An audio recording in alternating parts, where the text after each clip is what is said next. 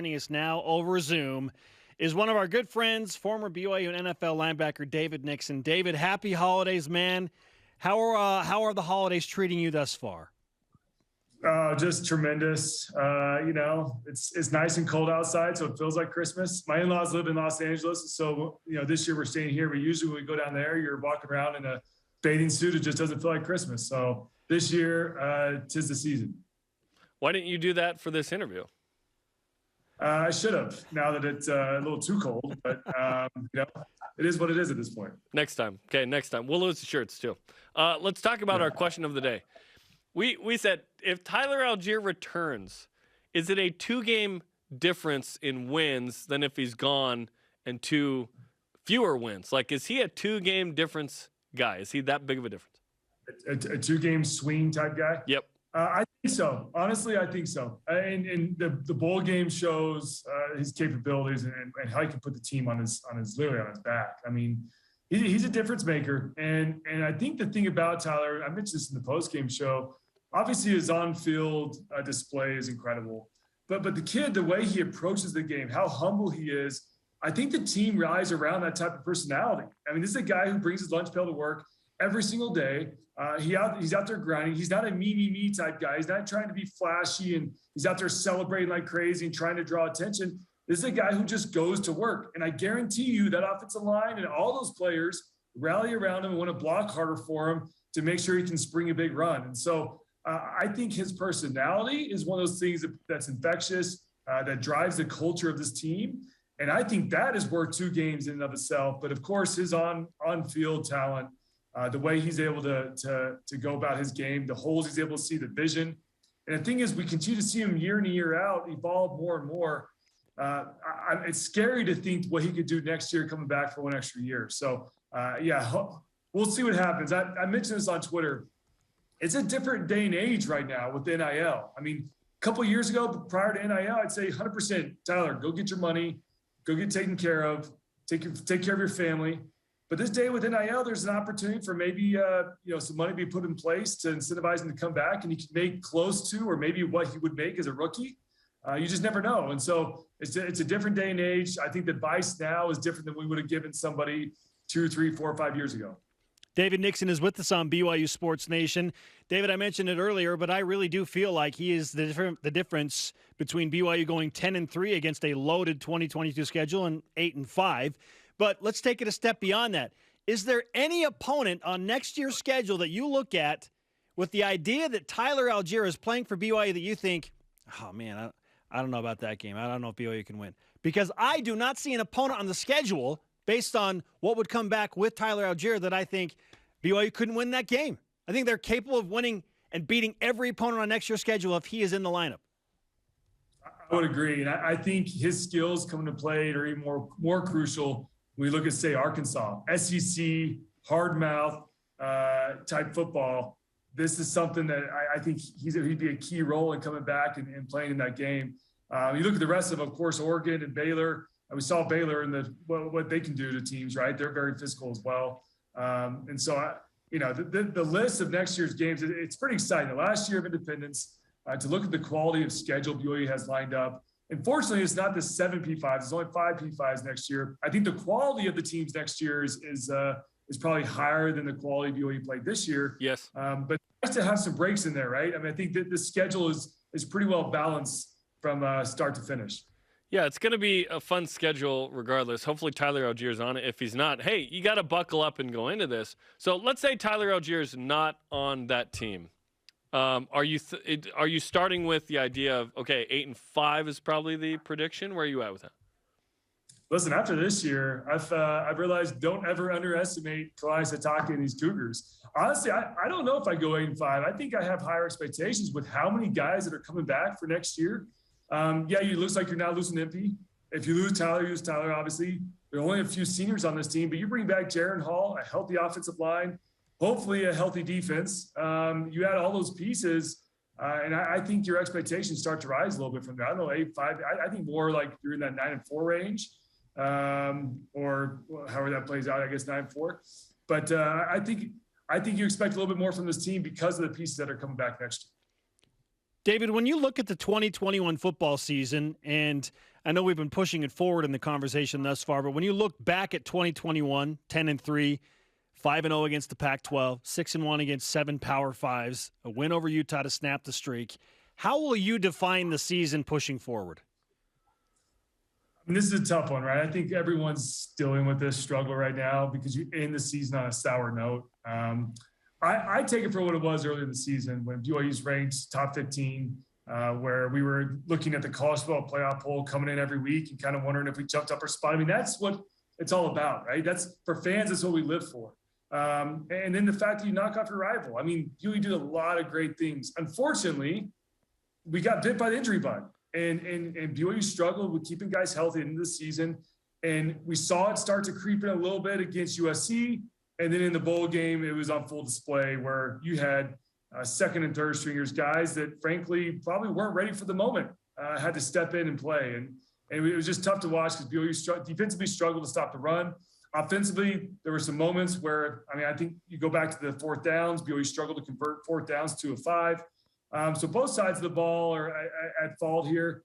Defensively, though, for me, I think the defense lost this game in the sense that the offense put up enough points, I think, to win it at 28, but the defense just couldn't make stops in crucial situations. So that was a tough one. So, of course, like I said, you leave the season a little bit with a sour taste in your mouth, but I'm grateful. 10-3 is still a fantastic season. Anytime you can win double-digit games, especially with so many guys that left last year, you take all that into account.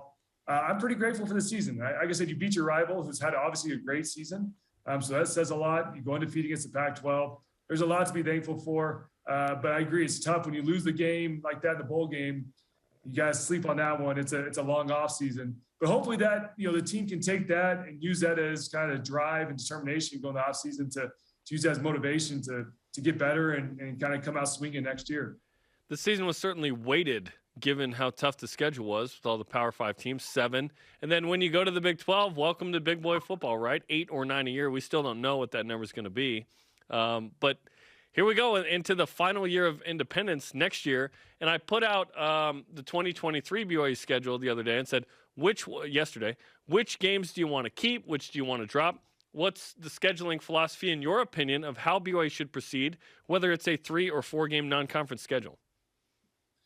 I don't think you need to get ahead of your skis on this and find and cherry pick, all the big time P5 schools to add on to your already Big 12. I think you go with the same recipe that the SEC, Big 12, Pac-12, all of them do, where you schedule kind of an FCS opponent. You go with a mid-tier, maybe like a Mountain West G5 type opponent.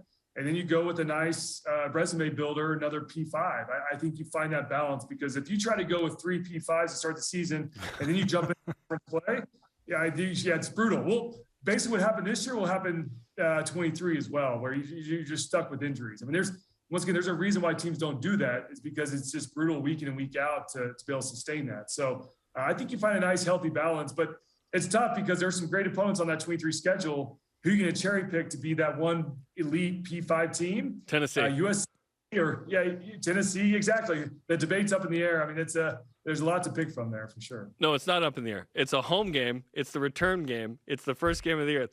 There's no way BYU's dropping that game with Tennessee in 23. That'll be the home opener. I'd be shocked if BYU doesn't. Yeah. USC is going to be tough. I like that game too, because it's Tennessee. They're obviously on the up and coming, but it's not a Georgia or something. It's not somebody that's going to that you could potentially lose to. It's still one that's a winnable type game, as we saw from a few years ago. Okay, you mentioned kind of Utah did it. They said the ABC model, right? An A level, B level, C level. Obviously, an FCS team that helps you get into, a bowl game in that pursuit. I think BYU should go to 7 home games. By the way, I think they should. If you play 4 non-con, you play maybe 1 true road, maybe, right? Yes, and then what should BYU keep Utah State every year? If it's a 3-team non-con, that might be tough. Do you still want Boise State? I think Boise State's too good, given how tough the schedule is going to be. So what's your thought on kind of that group of 5 teams?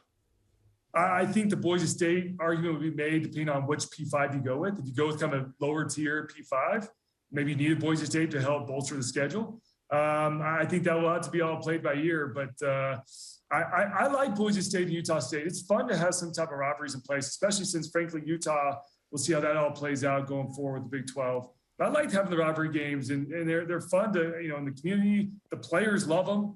So I think you got to find a way to keep some of those games in place. But at the same time, you got to find a way to keep your guys healthy. If now you're going to go compete for a Big 12 title, you've got to make sure you got the healthy horses. So you can't go out there, like I said, and play tough opponent after tough opponent. You got to make sure it's well balanced. So, and then you throw in the fact that Oklahoma and Texas now are going to be in the conference for a few years. How that comes into play with conference up for grabs, we'll see.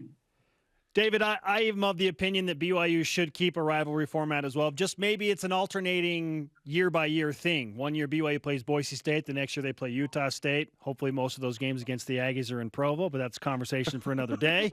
Before you go, I do need to ask you about your reaction to Taysom Hill beating Tom Brady head-to-head. The first time that Tom Brady has ever been shut out in his career in a home game. It's never happened. What'd you think of that? The real GOAT won. That's all I got to say. No, listen, obviously super excited for Taysom.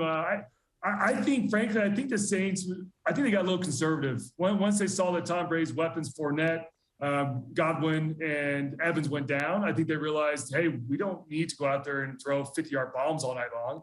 Let's play a conservative game and get enough points to beat them. And they knew their defense. I mean, they have Tampa Bay's number. They beat them earlier this year as well. And they've got Tampa Bay's number. So I think they got a little conservative and made Taysom do just enough to win the game. But I thought he played really well. He took care of the ball, obviously. And, he was able to deliver some big throws when the big throws were needed. He got beat up a little bit. I mean, that's the thing that's crazy about Taysom. And we talk about injuries with BYU. You got a guy that's dealing with a torn ligament in his finger, a guy that's got plantar fasciitis, torn plantar fasciitis. He's got, thigh bruises. He got hit in the ribs against the Cowboys. I mean, the guy's dealing with everything, but he's a gamer. He's out there week in and week out for his team. And I think we talk about Tyler Allgeier and his team respecting him. I think the Saints respect Taysom, knowing what he's going through, that he's out there practicing and out there on game day, giving it his all. And I think that's something that they built their team around as well. And it's been fun to watch. Now their schedule is pretty favorable in the sense that they could make a run here at the end of the season and find themselves in the playoffs. So it's fun to watch week in and week out now. Are you getting Taysom anything for Christmas? And if so, what is it? I'm just sending him buckets of ice. That's all I'm saying. Just go put your body in a bucket of ice and get that thing healthy. Get that dude to chill out, quite literally. Hey, David, we appreciate the time, man. Wish you the happiest of holidays. Here's to a fantastic 2022. And let us know if, Tyler Allgeier is, lets you know on his decision, because we would love to know as well. Yeah, I'll start pinging my sources. But in the meantime, Merry Christmas to you guys, the whole BYU TV crew. It's been a fun season. Now I kind of go into the to my cave and I'll see you guys next year. But fun times for sure. You got it. Thanks, David. Good to see you, David. Bye. David.